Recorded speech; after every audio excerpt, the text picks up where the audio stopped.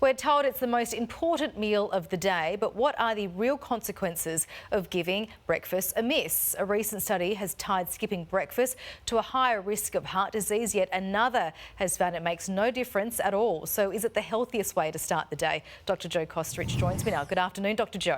Good afternoon, Tracy. Is skipping breakfast harmful or healthy, or can it make no difference at all?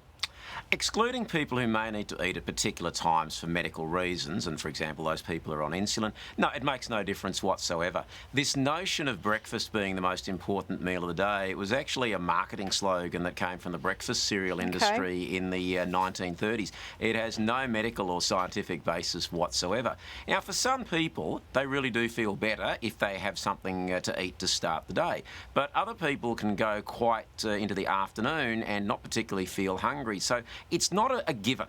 It's certainly not the most important meal of the day unless it's important for you, and skipping it, unless, as I said before, there are particular medical reasons, makes no difference. All right, well, there are a lot of studies out there linking missing breakfast with health issues, including obesity, high cholesterol, heart disease. I mean, is it that simple, or are there other factors at play here?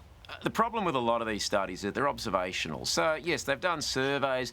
Somebody skipped breakfast. Yes, they ate 3 donuts. They smoked a packet of cigarettes a day, and they got run over by a truck. Oh, it must be because they skipped breakfast. So, look, these studies, sad to say, are pretty much useless because they never establish cause and effect, which is why you find some saying, yes, there's a link, and others saying, no, there isn't. So, but short answer is there's never been cause and effect. So, no, it's up to the individual. Well, I suppose, though, it's more about what you eat rather than when, right?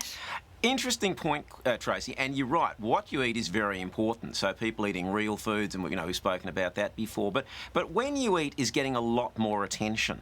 And for example, Mike Mosley's 5-2 is very popular with a lot of people. So you have 2 days of the week when you don't eat that much. And the other one that's gaining a lot of popularity is the 16-8, where you have you eat your meals within an 8-hour window of the day and don't eat for 16, which is a sort of form of intermittent fasting. So again, there are 7 billion people on the planet. We've all got slightly different requirements, which means there is no absolute one-size-fits-all. So yeah, what you eat absolutely matters. When you eat may play a bit more of a role than we first thought.